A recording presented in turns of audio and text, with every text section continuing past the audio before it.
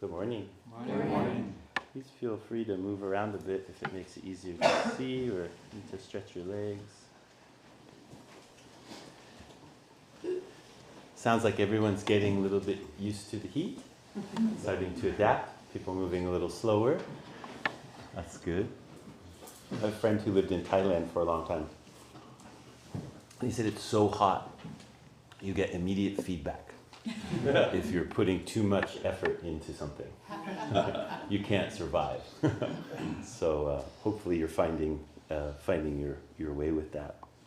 I'd like to continue this morning talking a bit about the 6 perfections, and I titled this series of talks "The Ancient and Practical Liberation." And I like to, in the summer, pick a topic like this and talk on it and not really decide how long I'm going to talk about it. I hope that's okay. And in the summer, there's a little more space. People are traveling more. And so something that's kind of, we're revisiting the same material again and again from a slightly different angle, taking in different aspects of the teaching as we go throughout the summer, feels like appropriate way to be in the heat. And just as a reminder, our Dharma brother Togen puts a lot of work into recording the talks from Sunday morning and putting those online. So especially in the summer while you're traveling, and if you're listening to this kind of teaching, it's resonating with you in some way, and then you can't make it to a Sunday or decide not to come to a Sunday, whatever it is, those are online, so you can go and listen to the talks. And you can, I've learned this thing recently, you can increase the play speed. So sometimes I go listen to Dharma talks by teachers I'm like, man, they just go on and on and on. But if it's double time, then I pause it. Probably not the best, but I do that sometimes. Or if I'm trying to figure out how to fix the washing machine or something, it's like, you can do that too. So these teachings of the 6 perfections, called the Paramitas. And the Paramitas, typically translated as a perfection, but I like the term crossing over better than perfection, because perfection tickles some of our perfectionist bones, and there's a tendency to have a kind of clamping feeling around perfection. And crossing over, these are both derivations of the word paramita, or they're both kind of the underlying meaning of the word paramita. So we can use either one, but this idea of crossing over or liberation, or that there is a path that isn't just a path to liberation, but a path of liberation. This is the kind of quality of paramita, or the quality of crossing over, quality of the perfections. That each of those perfections, starting with generosity, and then to ethics, patience, vigor, concentration, and wisdom, that each one of those is liberating if we take it up as a liberating path. There are ways to practice generosity or patience, any of the paramitas, not in this crossing over way, but simply in a good way. That's good, but it's only good. It's not liberating. From a Buddhist perspective, liberation is not just about things being the best they can be, but it's about a whole different orientation. And that these perfections are one of the most ancient, in terms of when were the sutras written down, some of the most ancient teachings that we have about this liberation. And that each one of them is really whole in itself. But as we start to practice them, or as we start to pay attention to them, we'll see that if we want to practice any one of them, the others will start showing up inside of that one that we're trying to practice. So last week I was talking quite a bit about ethics, or sila. We'll continue that today a bit. But as we talk more about it, you'll start seeing that forbearance or patience, kshanti, is what we're talking about.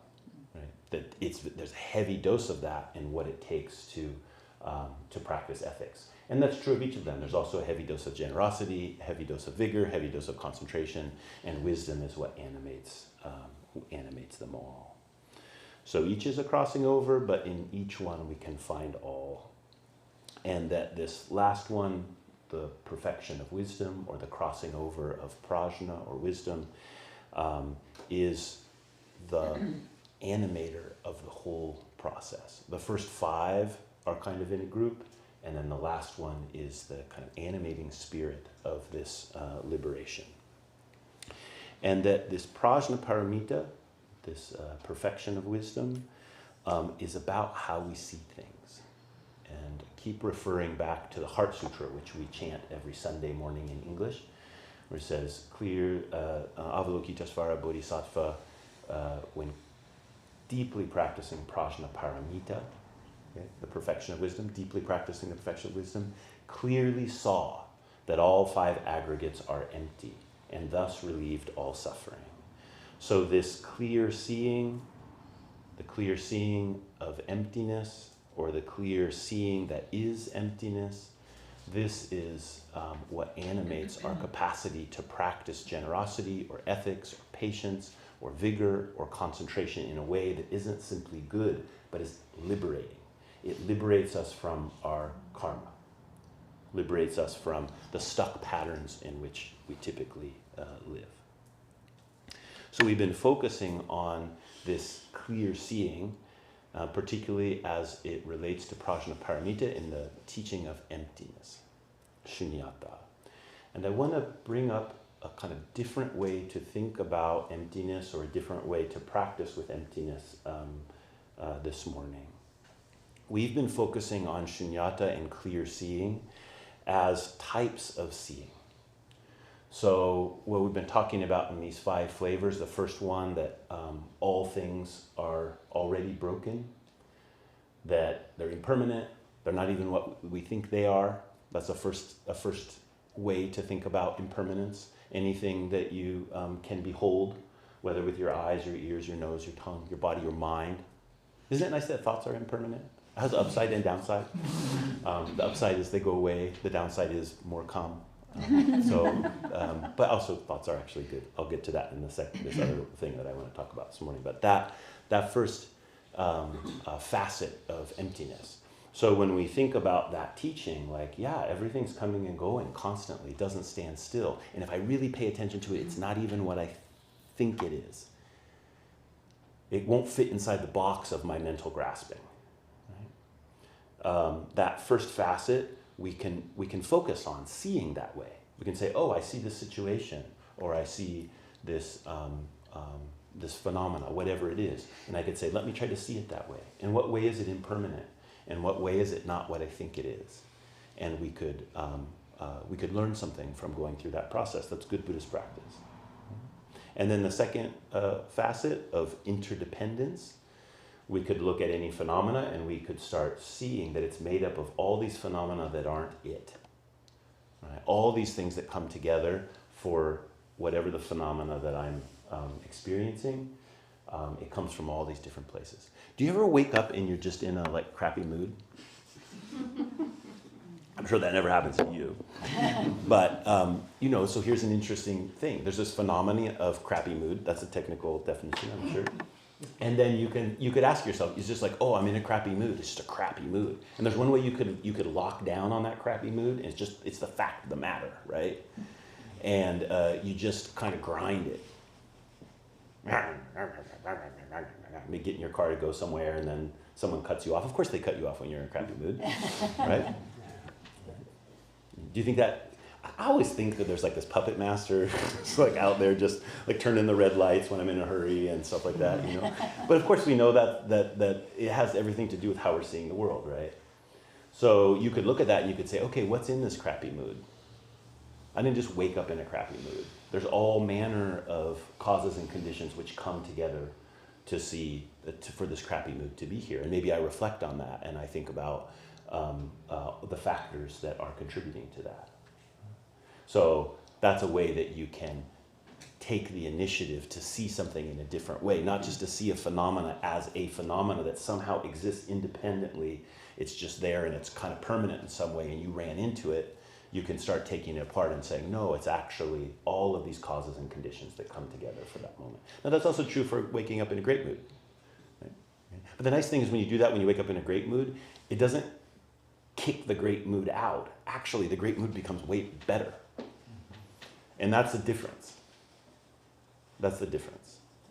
So the unskillful karma that is binding you tends to drag you into more and more and more and more boundedness. And so the medicine here helps unlock that, and you can have some reprieve. But the medicine also helps you see more clearly through the states which are more positive. Now, a good mood is not always positive. We'll leave that for a later for a later discussion. Okay, so we could go through those different facets. I've been using 5 facets. I'll only talk through the first 2 because I want to get onto this other stuff. And we could focus on okay, how am I going to apply these teachings to what it is that I'm experiencing? So that's one way to investigate clear seeing. Okay? But it has a downside. And the downside is we stay stuck in this process of outward focus, or a focus which goes this direction. And I'm paying attention to the object and trying to figure out what's going on with this object. I think that the object is empty. The object isn't what I think it is. The object doesn't stay still, is impermanent. And I'm trying to see it in that way. I'm trying to almost to force this emptiness upon whatever it is that I'm experiencing. And like I said, we can learn a lot from that, but it has this limitation because we're still not dealing with this. We're still not dealing with our own mind or our own heart. And the truth of the matter is that we don't see with our eyes. We don't hear with our ears. We don't taste with our tongue. We don't touch with our body. We do this all with the heart. We see with the heart. Of course, the eye is an organ of sight, but the seeing is a function of consciousness. Needs the eyes for visible phenomena to appear. But the seeing happens with the heart. And the heart is so intimate. How will we work with that? We can't go about trying to force it to see in some way. It's ineffective. And we can learn a lot through taking on those teachings and applying it. But the teachings are actually asking us to do something else, something much riskier, something more intimate, where our own heart is on the line. And it's this shift in working with the paramitas that is really subtle. And if you pay attention to it, you start to feel the difference. One way to think about this, and this is a little esoteric, I'm just going to put it out there and we'll roll it around for a few weeks, is that on a more fundamental level, we're not trying to see with a certain type of emptiness. Seeing itself is emptiness. Again, I'm using seeing here as a stand-in for all the ways we might experience things with our eyes, ears, nose, tongue, body, mind. Okay? That seeing itself is of the quality of these 5 facets that I've been talking about. When you behold something, when you look at another person, that appearance of their being in your awareness is a complete function of emptiness. The fact that you can see them takes the spaciousness of emptiness for that to arise in your consciousness. You notice when you're looking at things that nothing can really stand still.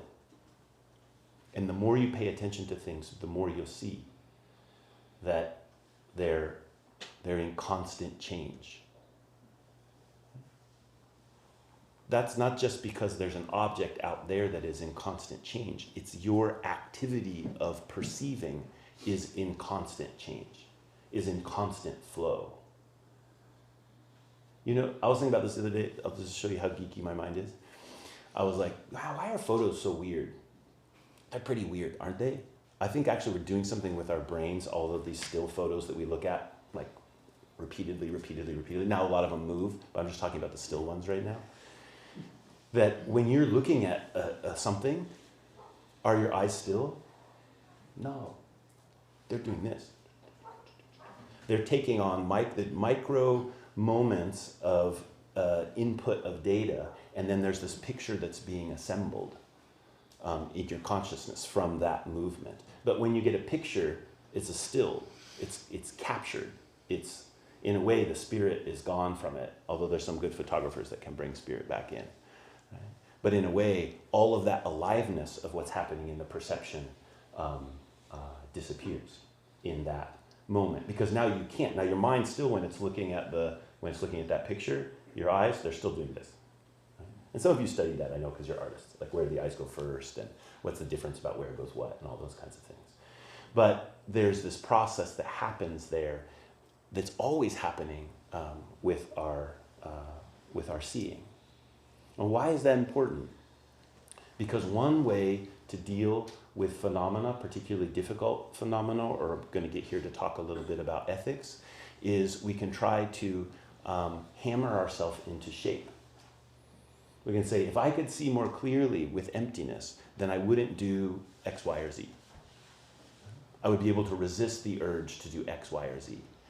But in that dynamic, we're always at odds with ourselves.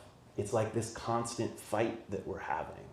And there's a different possibility. And that different possibility is to wake up to the emptiness that is your seeing, the emptiness that is your experiencing of the situation, as opposed to trying to push the experience onto the phenomena.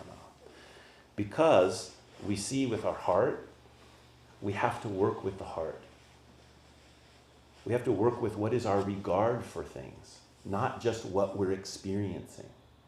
What you're experiencing, I know it's important to you, just like what I'm experiencing is important to me, right? I prefer the sweet, sometimes salty, but I prefer it to be flavorful. I prefer it to, accord with my wishes and various predilections, right? Of course.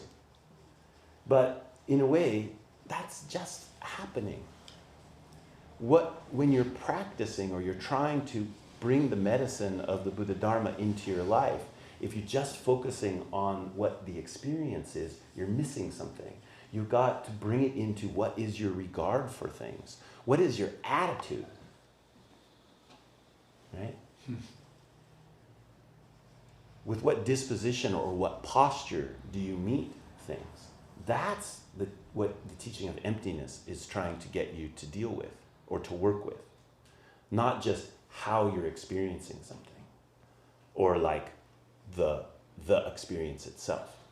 It's what posture, what regard, what attitude. And that's a very intimate thing. How does a bodhisattva work with that? How do you work with that? That's what the paramitas are about. Okay? So you're practicing generosity. You're not just practicing to see something happen out there. You're actually working with the shift of your own being, which you can't see directly. You can't see it as an object of your perception. And so you have to work with it in this kind of most intimate way. It can't be forcibly handled. This is one of the oldest, the teachings to the king of Malanda. He asked about what nirvana is. And this eminent monk gave him a list. He said, it's like space. And then he gave a list of all these qualities of space, which is like nirvana. And my two favorite are, one is, cannot be carried away by thieves. Okay? That's the positive one. Okay? No one can take it from you. Can't be stolen. But it also can't be forcibly handled, which means you can't steal it. Right? You can't be a thief. You have to find another way in. You have to find another way to work with it other than just beating yourself into shape. And all of this is terribly important for the practice of sila, or ethics. Particularly as I was emphasizing it last week. There are all kinds of ethics. There are positive ethics, There's all the things we should do. That all exists within Buddhism. But what I'm focusing on in these talks is the ethics which tell you to stop doing harmful things. And that's really the most foundational definition of ethics, at least within Buddhism. How to stop doing evil. You know this famous story where there was I believe it was a king who was asking this monk, what is the Buddha Dharma? And he said, stop doing evil, do good, and care for all beings. And the king said, well, even a child of 5 knows that. And he said, yes, but even a sage of 90 can't do it. Right? So that's the realm. That's the realm that we're in here, in that realm of stopping evil. And last week I was talking about, while it's so important to practice the stop, which is not very fashionable right now in our way of thinking about ethics, we underemphasize the stop in my estimation. But there's some reasons that we don't like the stop that are good reasons. Like when you just stop behavior that is unskillful, oftentimes what happens is it just builds up and then it spills over, or it breaks the dam. And so when that's our experience of it, we go like, well, why would I do that? It would be much better to let a little bit off at a time. It would be much better to, complain about my coworkers at home in a little bit of a way with my wife than it would be for me to hold it all in, and then become this like terrible gossip at work. Do you agree? I think it would be better. But that's the way we kind of think about it. So we don't really emphasize the stop because we see that it has this kind of negative effect. Mostly we can't stop. And so we try to stop and then things break. But what I was saying last week is the stop's important because the stop helps you study. When you stop, you're going to be overwhelmed by the compulsion to carry out the behavior that you're trying to stop. That's the way it typically works. There's this thing that you have a pattern of doing and you're like, it's just not skillful. I know it's not skillful. And when you do the stop, boom, your karma is still going to drive you in that direction, right? You're still going to want to do it. Just because you decided to stop doesn't mean that you won't be driven. Now, if you're really good at deceiving yourself, you might be able to bury that urge really deeply, and then it will come out in some other fun place, right? That doesn't even look like the first thing, right? So that's the danger of that. You want to stay connected to that feeling, actually, not suppress it. And oftentimes the stopping has been associated with suppressing. So what I'm talking about here is stopping and then being receptive. Feeling the water build up behind the dam and start to work with it so that it doesn't spill over. Right? And maybe you do need some floodgates you've got to open sometimes. It's not a black and white thing. But when you do put that stop on it, then you've got to do this other kind of work. And the beautiful thing is that we can. That when we stop, and whatever that behavior is that wants to unfold itself through me, I can now realize whatever I'm experiencing there, I'm experiencing through emptiness. It is interdependent phenomena. That experiencing itself is interdependent. You can feel it in your body, that like rivers flowing, like tributaries flowing into the main river.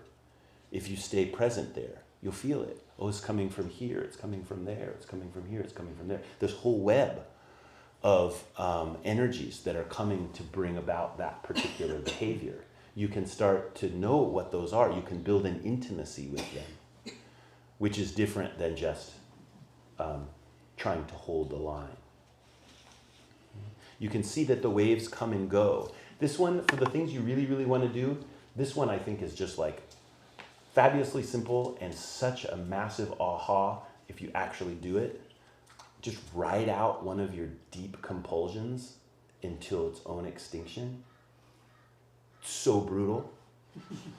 When there's something you really want to do, but you've decided that it's not skillful to do it, and you stay emotionally present with that, and you ride it out, and you feel all of the emotions that come with that, it will shift. It will shift. But it won't shift if you turn from it and you suppress it. It will go away maybe, but it won't actually shift. It won't actually disperse itself.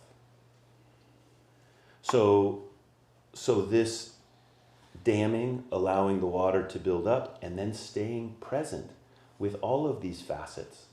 Things change. Things are interdependent. You're totally involved. You're not an observer. There's no place to stand from which to judge the thing, or try to fix the thing, or lever the thing. Right? And it's just exactly what it is.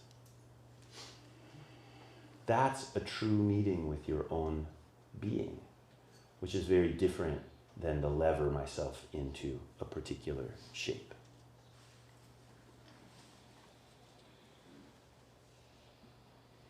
It's this practice of stopping and then being receptive, seeing, that allows you to make an ethical choice.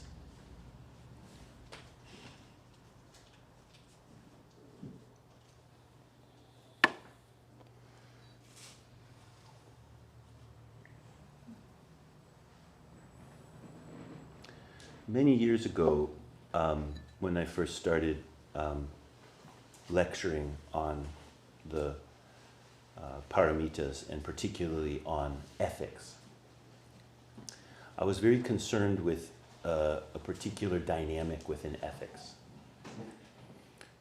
And this dynamic is our desire to know what is right before acting. So actually our insistence on knowing right from wrong before we act. Now, what would it take to know what was right and wrong before we act? I think conventionally what it takes is us relying on some outward codified right and wrong to be able to make that determination. Now, at that time when I was lecturing, I said something like, insisting on knowing what is right or wrong before acting is moral cowardice. I was in my 30s, and I was more self-righteous than I am now. But I'm putting this out there because I think it's an important thing to consider. Insisting on knowing what is right or wrong before acting is moral cowardice. That we would have to be assured that the results of what I'm going to do are A, B, or C before acting doesn't ask you to actually pay attention to the thing that it is that you're going to do. You're hooking your mind on some abstraction rather than working with what is very, very intimate in that moment of using your moral compass. It's your moral compass, right? And you've got to use it. And in using it, you'll come to the place where a choice needs to be made, but there's no guarantee.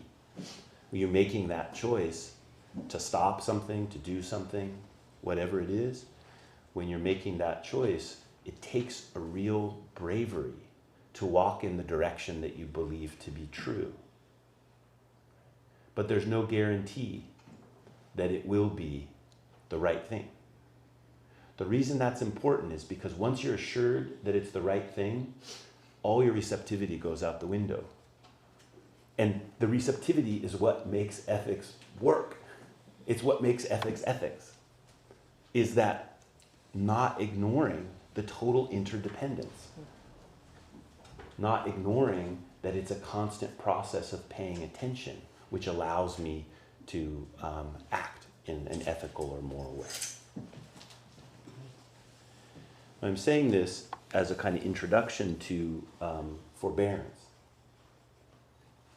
which is the next of the paramitas. Aren't these ones really exciting? It's nice that they're together.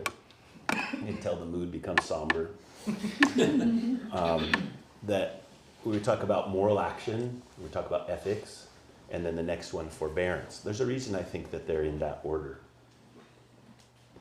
When we talk about forbearance, there's many different lists, right, of the different kinds of forbearance. But there's three that I want to emphasize here. The first one is the forbearance of just difficulty.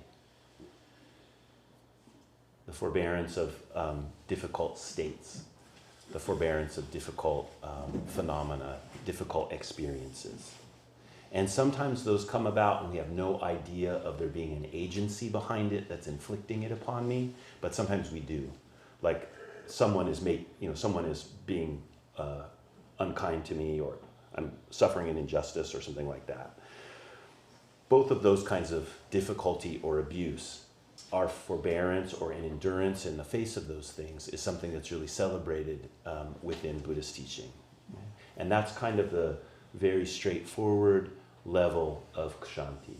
And we can see it in its relationship to ethics, especially emphasizing the stopping that I've been emphasizing the past couple of weeks. When you stop and you feel this difficulty, both of the stopping, but usually you were going to do the thing because it was some sort of solution to a situation, even if like getting drunk is just a solution to having a life that's kind of difficult, right? But even you stop, the difficulty's still there. And so you have to learn to pay attention to it. You have to learn the forbearance here is really a kind of receptivity of the difficulty. Another level of forbearance is to not be overwhelmed by the profound nature of reality. Dude. It's like if you really look around, the nature of reality is highly challenging to every one of the schemes we have for making it be what we want it to be in this moment, which is really the M&M version of celestial goodness. Right? We reduce this celestial goodness to, I mean, M&Ms are not that great. I don't know if you noticed. Sorry to break it to you. Even the peanut ones with peanuts in them. But what it's just like, oh yeah, I love the M&Ms. Or you can eat a whole bag. In fact, they're so mediocrely good that you could eat a whole bag. That's almost the point. We might have a whole social structure built on that right now, but we'll leave that till later too. So that's what we're doing. So, but to really realize the world, the cosmos, is infinitely profound and subtle. And that messes with all of my programs. Right? So that's kind of another facet of kshanti. And what's really cool about that one is that it doesn't just show up as some kind of abstract or material reality. It shows up as beings. You know? It shows up as daughters, right? And so it shows up as these beings which we are completely intertwined with. Right? And they are massively profound and mess with all of our plans. Right? Not just our kids, all kinds of beings, and not just human beings. Right? And then another one I'd like to put forward for kshanti is the receptivity to the fact of suffering.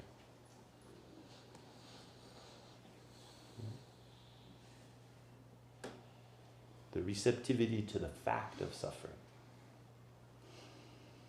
This is seen to be, in traditional Pali-based Buddhism, this is the turn in which a person can be referred to as noble if they have awakened to this facet of kshanti. Awaken or become receptive to the fact of suffering. Notice this doesn't say receptive to suffering so we can fix it. It's not like the workaround for suffering. It's receptivity to suffering itself, and not just suffering as an experience, but the fact of suffering, that life is marked by suffering. That this is something that has to be, that we have to bear. But the bearing it is not just hardening up, it is a receptivity, a continual return to the disappointment of a life that will not, to a profound cosmos that will not simply respond to whatever scheme it is that we have for creating our own safety, etc. right now. So when we're working with these difficult behaviors that we're trying to stop, our tools are not just simply the tools of how do I get better at stopping, in the sense of like harder and tougher at keeping myself from doing something, but that I have this practice of forbearance to look more deeply into what it is that I'm facing in this trying to stop. Whatever the unskillful thing I'm trying to stop is, it is related to this very fundamental inability that many of us have to be receptive to the fact of suffering. And so the practice of forbearance is not just a practice of like, look, it sucks, man, suck it up, you got to deal with it. It's like, no, this heart has to soften. This heart has to be able to see in a different way. The regard for what I'm seeing has to shift. And all my externally focused moralizing, the legs come right out from underneath it. Doesn't even make any sense.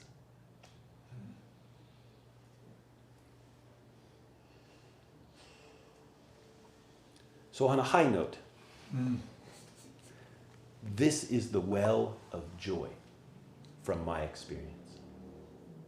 To the extent that we avoid this dynamic of stopping and being receptive with the difficulty that's there, to the extent that we work our way around that, the joy of our life will be limited. And if you think about things in your life which you have been able to develop a real fidelity with and to, maybe that's in a marriage, maybe that's in a relationship with a friend, maybe that's in an art, or maybe that's in a vocation. But if you find the place where this kind of fidelity that brings you a deeper joy than just fleeting pleasure, what you'll find is you're doing this. You're not circumventing the difficulty of the situation and taking the easy road, but you're saying, I need to stop doing the stupid bullshit that I do all the time, and I need to get real about taking care of business. And when I can shift into that realm of really taking care of business, actually, life's really good. Or it has the capacity to be really good a lot of the time. But it comes from that kind of groundedness. Dang, I feel like I should start talking about brimstone and fire or something like that. I'll just stop. How about that? Anyway, I have a couple minutes if anyone has any questions or rebuttals or things. Questions. I've been working on my manners, and I found myself kind of kicking myself. And people are saying, Matthias, you really have to watch some of the things you say because they're really offensive, and you kind of have to bathe more too because you smell. Mm-hmm. And I'm like, yeah, but it's really this thing where I find myself kicking myself about it. That's what I have problems with. And I'm thinking it kind of goes on what you said with this stopping, right? Yeah. So I thought about it, and it's like, well, maybe it's something that you can't really handle physically. And you said maybe there's a sort of being present and feeling that sort of damp, and also you talked a little bit about taking it apart. Mm-hmm. And I find myself really struggling to imagine that things might have been different if I had done things different. So sometimes it'll be that maybe I've said something or, and I think well, what if I hadn't said that thing, or if I had done something different? And I find, that I get sort of stuck and that I can't really imagine it any different. Do you have any advice on that? Yeah.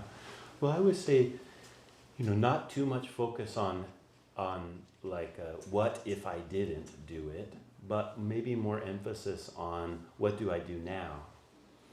So if I've said something offensive, for example, can I admit it to myself that that was unskillful, and then can I apologize for it if it is helpful to apologize, to acknowledge it outwardly.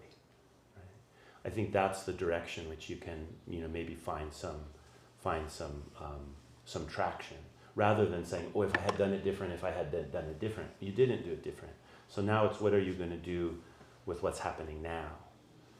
And one place, maybe not related to a particular instance, but in a broad sense, that I think can be really helpful, especially if you grew up in Eugene, and you're educated in this very relativistic environment, which has some upsides, but also has some downsides.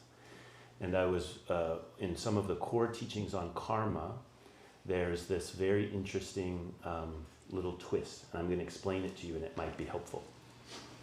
So, in the study of karma, we talk about karma as being either unwholesome or negative, or wholesome, positive, or a mix of wholesome and unwholesome, or the fourth kind of karma is karma that ends karma. Right? I'm not going to talk about these next two, I'm just going to talk about these, but it makes it kind of simplistic, because most karma is both good and bad. Okay. Most of what we do is not so clean, right? It's got a lot of stuff in it. But we can break it down. Sometimes it's helpful to kind of have a different understanding of things. So when we talk about wholesome and unwholesome, this teacher who I was studying from that really helped me with this said, look, is it wholesome or unwholesome to eat dinner at 6:30? It's neither. It's totally neutral. 6:30 is neither wholesome nor unwholesome.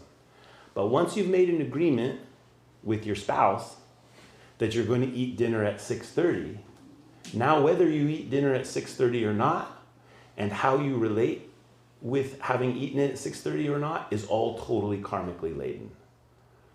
So if you knew you were going to be late, did you call and say, I'm going to be late? If you're going to be late, say you don't get home until 7, and you knew that dinner was supposed to be at 6:30 and you didn't call, and then your spouse is like, hey, we're eating at 6:30, and you're like, yeah, it doesn't make any difference whether we eat 6:30 or 7, so I got home at 7, so what's the problem? That's this very relativistic kind of mindset that will happen. But actually in that situation, it's karmically laden because you've made an agreement with someone. The reason this is important because it's pointing to the relationality of the ethical situation. So stinking or telling, saying things in a rough way or whatever, is stinking like unethical? Probably not. But we don't live by ourselves. We live in a relational framework. And so the way we are in relationship with other beings is ethically laden. Now, does that mean that people who are oversensitive about body odor get to rule the world? No. It doesn't mean that. But it means in my own consideration, how am I in relationship with other people? That becomes a kind of question. And I'd say the body odor thing maybe a little bit less important, very culturally, whatever. But the way we speak, now that one is really tricky. I have tried to work with that all the time. I have a tendency to say really off-the-wall, outlandish, rude things. I keep pretty good control on it here, but you could probably get the feeling that might be how I am. And then I really have to consider, later, like, oh, okay, wait a minute, what was that okay? Mm-hmm. And I find myself going back to apologize. I find myself working with that, on a pretty regular basis. So, okay. Yeah, because it's not so much about is it fundamentally right or wrong. It's like, to use a cuss word or something. It's just a word, right? Mm-hmm. But the word has a particular karmic weight because within a particular language and a particular cultural environment, it will affect people in different ways. Yeah. Or the silence. Mm-hmm. So I guess for me there's like 3 key words here in this conversation in or teaching, and they're like karma, determinism, and agency. And it's like, in a way, I think, there's a sense in which, there's a tendency for me to think about karma as this happens and then this is going to happen. And that would be the determinism, a kind of frame of karma. But it seems like in the ethics that you're presenting here about stopping and reflecting, I mean, it sounds like there's an invitation there to meet and potentially shift the direction of karma for ourselves and for those around us. And I guess to me that's very appealing. But I also wonder, how much does that go against the grain of Soto Zen or whatever? Zero. It's totally with the grain. Yeah. So this is the teaching of, very core teaching of Buddhism, particularly Shakyamuni Buddha in a time, in a place where he's trying to speak into the overall societal situation where a deterministic idea of what people's role in society, etc., was much stronger than it is in modern day North America, Eugene, situation, right?